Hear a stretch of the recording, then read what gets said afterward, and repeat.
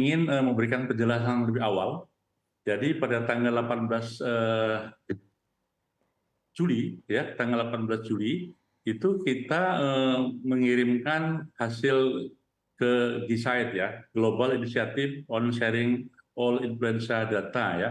Jadi kita sudah biasa seluruh dunia itu setiap data whole genome sequencing itu kita kirim, ya. Dan pada saat itu juga dipublish oleh GISAID.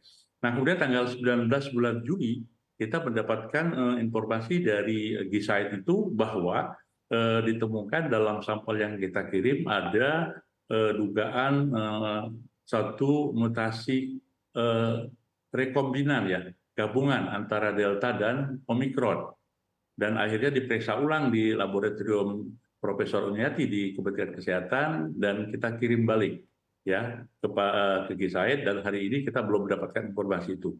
Nah, kami ingin menyampaikan bahwa menegaskan ulang penjelasan kami bahwa COVID ini masih ada, ya, di sekitar kita ini, apakah dari bentuk yang Omikron atau Delta, dan bisa bermutasi di mana saja, kapan saja, ya, tidak hanya di Indonesia dan juga di negara lain. Jadi untuk kasus yang satu ini, alhamdulillah sampai hari ini belum kita mendapatkan tambahan data, itu Pak Diki, ya, belum ada. Dan juga pasien yang itu sudah sembuh, sudah pulang, dan gejalanya tidak berat, sedang, dan sudah kita tangani. Nah, kemudian sampai hari ini kami belum mendapatkan data lonjakan kasus, ya.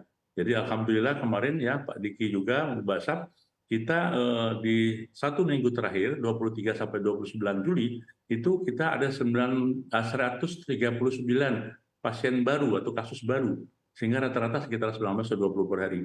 Kemudian juga yang dirawat sangat sedikit, ada 190, dan yang meninggal 11. Jadi setelah diumumkan oleh Bapak Presiden pencabutan pandemi itu, alhamdulillah data ini tidak ada lonjakan, kemudian angka yang dihospitalisasi termasuk kematian, alhamdulillah masih sangat terkendali. Jadi varian baru yang diduga tadi, yang dengan 113 keunikannya, sampai hari ini kita belum menambahkan kasusnya. Yang kedua, belum mendapatkan tambahan satu kasus yang memang virulensinya tinggi, Pak, ya. Jadi untuk itu kita tenang, jangan Ya, cemas, tapi kita tetap waspada. berarti sampai dengan saat ini Kemenkes masih belum mendapatkan laporan kasus ataupun data, Pak, dari varian baru ini. Bagaimana, Pak? Berarti kalau laporan kasus memang tidak ada, datanya apakah ada, Pak? Data Iya, terkait jadi ada varian satu tersebut? kasus. Jadi begini Mbak Basap, jadi kita surveillance kita itu selalu melakukan apabila ditemukan yang positif, kita saat ini kita kirim ke laboratorium Profesor Umiati untuk dilakukan whole genome sequencing. Nah, satu pasien itu ditemukan positif dan kita laporkan ke GISAID, ya. Nah, yang seperti yang saya sampaikan tadi, ini adalah diduga kombinan, ya, kombinasi antara Delta dan Omikron. Nah, tapi sampai hari ini belum ada penambahan kasus dan juga virulensi penyakitnya tidak kami temukan, dan angka kematian kasus kan masih 11 untuk secara keseluruhan, bukan disebabkan oleh varian yang baru tadi gitu. Oke, saya ingin ke Pak Diki. Pak Diki, kalau misalkan media asing melihat bahwa Indonesia menjadi tempat yang sangat cocok untuk varian ini bermutasi, bagaimana pandangan Anda terkait hal ini? Kalau tadi kan menurut Pak Syahril sebenarnya tidak hanya di Indonesia, dimanapun virus ini bisa bermutasi. Tapi bagaimana pandangan Anda terkait perkataan media-media asing? Ya, jadi bahwa virus ini sekali lagi memang karakter virus RNA sangat mudah dan cepat bermutasi.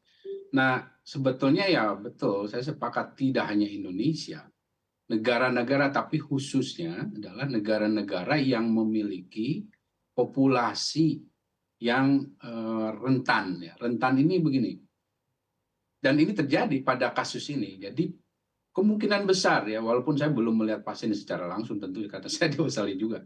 Kemungkinan besar ini terjadi pada kasus chronic infection atau orang yang memang memiliki masalah dengan imunitas.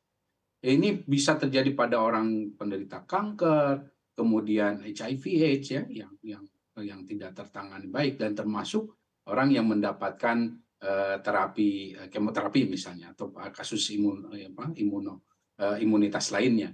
Dan ini terjadi kan ketika, ingat nggak B117 ya, ketika juga Delta ini bahkan lahir, bahkan Alpha lahir, itu banyak dari kasus-kasus semacam ini.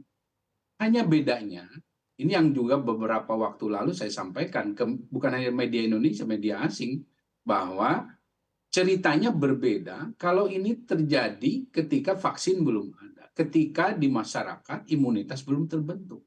Oh, ini akan jadi sangat berdampak serius. Tapi permasalahannya sekarang, sekali lagi, satu yang ingin saya sampaikan, kita apresiasi berarti ada sistem surveillance yang berjalan. Satu itu penting. Apapun hasilnya ini walaupun ini mengagetkan memang, karena 113 menunjukkan ini virus ada di tubuh seseorang lama, nggak terdeteksi, dia nggak, bahkan mungkin nggak menyadari. Kemungkinan dalam asumsi saya, dia hampir tidak bergejala atau gejalanya ringan gitu. Dan ini perlu dipantau ada apa gitu, karena apakah dia sudah mendapatkan vaksin sebelumnya.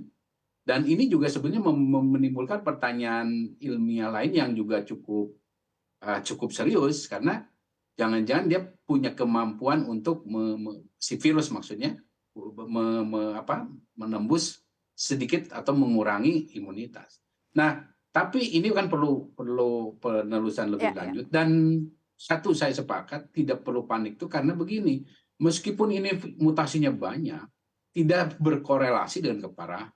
Tidak selalu mutasi banyak otomatis akan jadi super atau ya, tidak seperti itu.